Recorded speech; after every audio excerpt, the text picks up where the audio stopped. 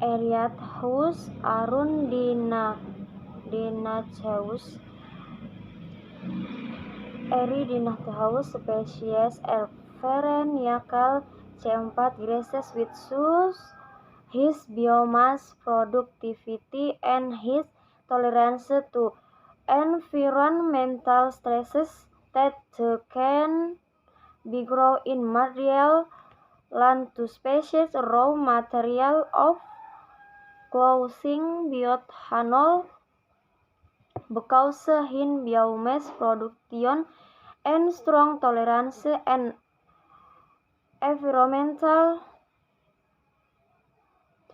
stresses mean be based on ties like and the ecosystem we closely examined to prove morphology and anatomy of roots in first year seeding of least grow Erianthus arundinaceus.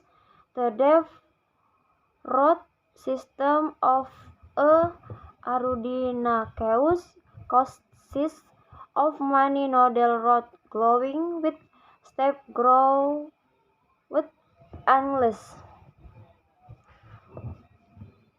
Diameter of nodal root with large variation 0,5 kurang 5 mm correlates with the size and number of large six-length facets. The microscope of observation shows text and nodal root with dense round hairs developed soils have enormous with lignified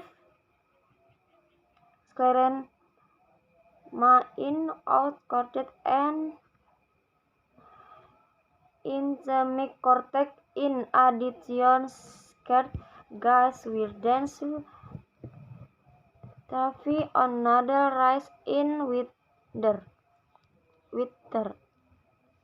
In the first Arundinaceus, the lepon lies lateral long rods.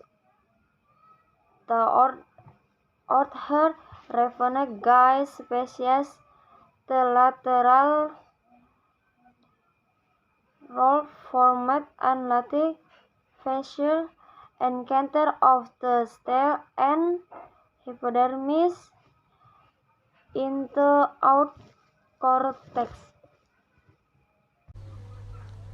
Assalamualaikum, good morning everyone. Introduce me Yuyun Padilla from Group 7. Today I want to explain about root morphology and anatomy Erianthus arundinaceus that grows in the file. Anatomy of nodal roots.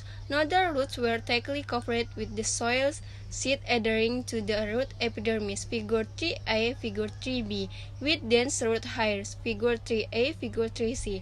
Othermost, two through four cell layers of the cortex was epidermis, figure 3c, figure 3d. Hypodermal cells in the cell layers below epidermis were similar in size to epidermal ones, whereas the second layer of the hypodermis consisted of smaller sclerenchyma cells, for 3d. The sclerenchyma with lignified cells was partly double-layered or multiseriate, figure 3d. Most nodal roots formed well-developed mesenchyma in the midcortex, figure 3b.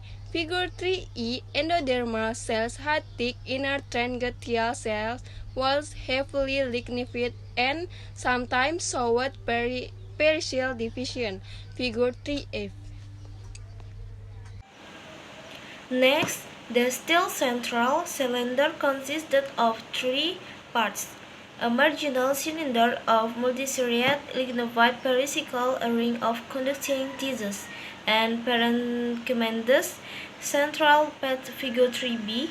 Pericycle is not easily identified, and it is composed of 2 to 4 layers of oval cell with thick and evenly lignified walls, which is different from other cereal crops. Figure 3F, xylem and plum poles were located in a circle and regular intervals in the other parts of the still, and large xylem vessels were inside figure 3B, figure 3F.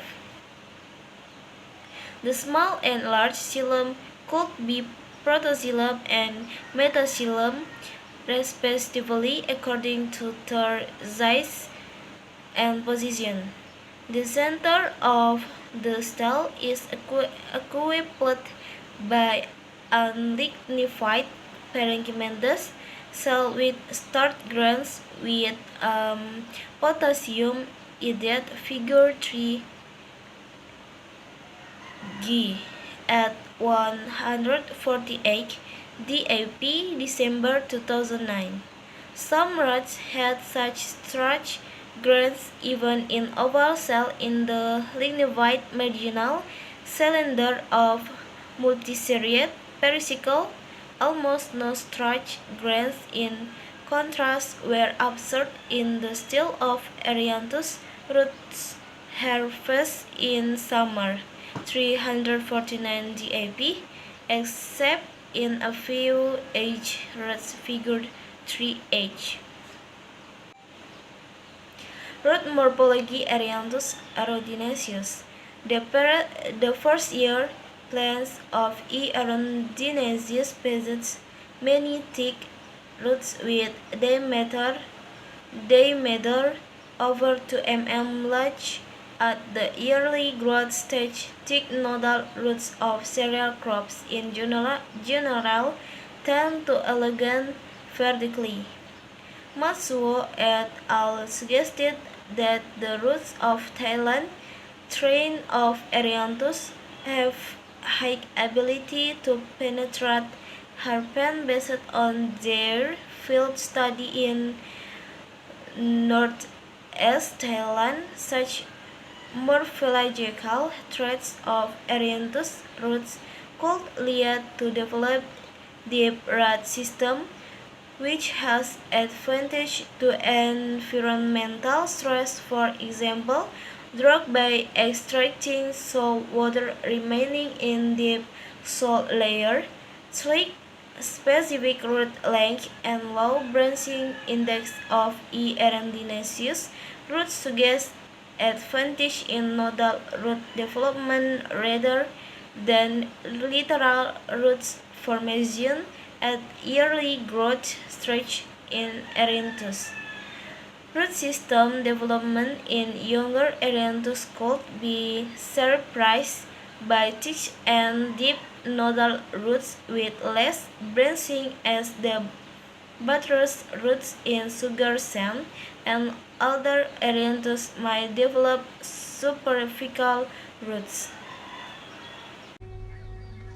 Erianthus root system could have higher water conductivity based on thicker and larger nodal roots comparing with other cereal crops, although lateral roots were much thinner than nodal roots. E. arundinaceus roots also have another morphological and anatomical traits adaptive for environmental stresses. The nodal roots, for example, have soil seeds, figure 3A, figure 3B, as in maize. Denser root hairs of E. arundinaceus were observed in the soil sheet, figure 3A, suggesting the involvement of root hairs with mucilage in the development of the soil seeds. Here we found that most parts along the root axis of E. arundinaceus nodal roots, including the mature parts, were tightly surrounded by the soil seed, which may protect and help roots to absorb water and nutrients even in drought. In order to success, we must first believe that we can. That's all we can say more and like forgiveness. Wassalamualaikum warahmatullahi wabarakatuh and good morning.